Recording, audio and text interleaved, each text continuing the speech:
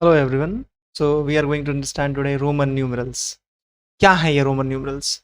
जैसा कि हम लोग जानते हैं, सिस्टम ऑफ रोमन न्यूमरल्स क्या है, एक बहुत पुराने मतलब शुरू के समय के एकदम एंशियंट टाइम के आप कह सकते हो कि राइटिंग न्यूमरल्स है। मतलब नंबर्स को हम लोग रिप्रेजेंट कर सकते थे किसके द्वारा? इन न्यूमरल्स के द्वारा। इसमें हम लोग देख सकते हैं 1 लिखा जाता है हमारे आई से, 5 V, 10X, 50L, 100C, 500 से 500 को D लिखते हैं और 1000 को M लिखते हैं। नाउ क्या हम लोग सिर्फ इतना जान के कर सकते हैं? क्या हम लोग रोमन नंबर्स को रिप्रेजेंट कर सकते हैं? बिल्कुल नहीं कर सकते हैं, क्योंकि जिस तरह से ये बच्चा फेल हो रहा है उसी तरह से हम लोग भी फेल हो जाएंगे। हमें भी क्या कुछ सिंपल रूल्स हैं, उन्हें याद रखना पड़ेगा। तो कुछ रूल्स हैं, जिसमें पहला रूल क्या है कि अगर सिंबल जो है रिपीट हो रहा है तो कोई भी सिंबल को रिपीट कर सकते हैं, बट कितनी बार कर सकते हैं हम लोग और कौन कौन से सिंबल को रिपीट कर सकते हैं वो हम लोग को अभी समझना है। तो हम लोग आई, एक्स, सी और एम ये हैं, इनको रिपीट कर सकते हैं कितनी बार? 3 टाइम्स। 3 टाइम्स ज़्यादा हम लोग रिपीट इसको नहीं कर सकते हैं। और वी, एल और डी क्या होता है? कभी भी रिपीट नहीं होता है, ये रिपीट कभी नहीं होता है। इसमें क्या रिपीट होता है? हमेशा आई, एक्स, सी और एम रिपीट होता है। वी, एल और डी रिपीट नहीं होता है। कैसे याद रहेगा? वी होता है 5, एल होता है 50, डी होता है 500। मतलब ये जो है वो कभी रिपीट नहीं होते हैं। अगर कुछ एग्जाम्पल्स देखें हम लोग, तो एग्जाम्पल्स यहाँ पे देख सकते हैं कि कैसे लिखा गया है। तो आई आई है तो 1+1 2 है। एक्स एक्स एक्स है तो 3 टाइम्स जोड़ दिए तो 30 हो गया। सी सी है तो 100+100 क्या हो गया? 200। एम एम है तो 1000+1000 क्या हो गया? 2000। नेक्स्ट देखते हैं दूसरा रूल क्या है हमारा।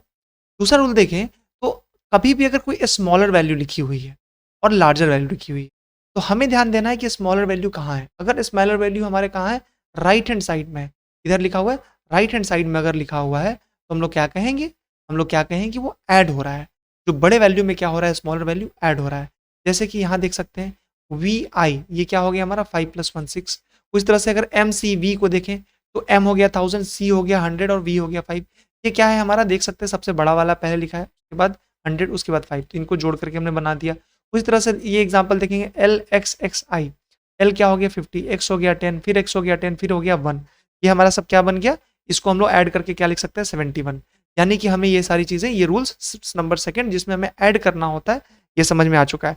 अब जैसा हमने कहा था कि पोजिशनिंग के पे बेसिस पे हम लोग डिसाइड करते हैं कि कौन सा वैल्यू कहाँ लिखा है, कब ऐड करते हैं, कब सब्सट्रैक्ट करते हैं। तो जो अगला रूल हमारा होने वाला है वो क्या होगा? हमारा सब्सट्रैक्शन का होगा। यार अगर छोटा वैल्यू लेफ्ट में है, अगर छोटा वैल्यू कहाँ है? हमारे लेफ्ट में है, तो वो क्या होने वाला? सब्सट्रैक्ट होने वाला है।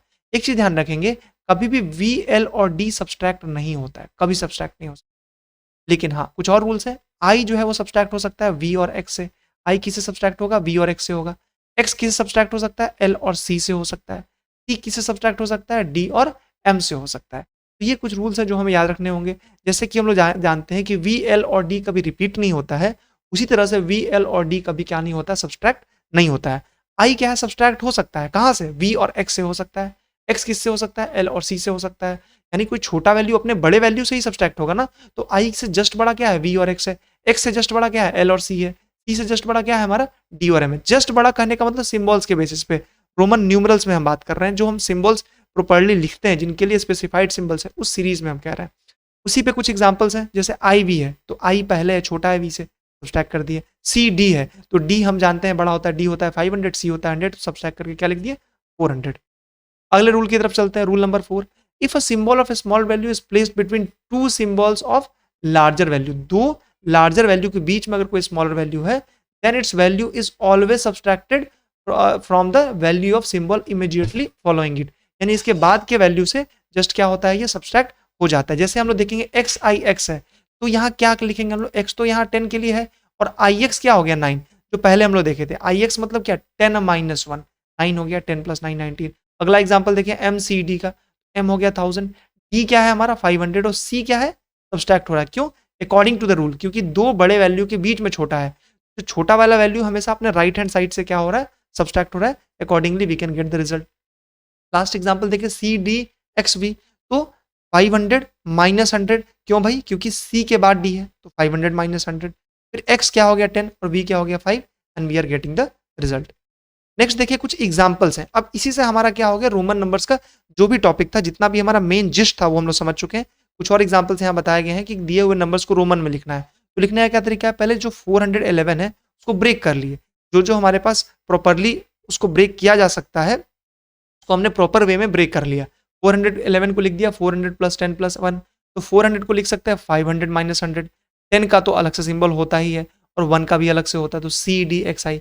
उसी तरह 501 की अगर बात करें हम लोग तो 500 प्लस 1, तो 500 का अलग से सिंबल है, 1 का अलग से सिंबल है।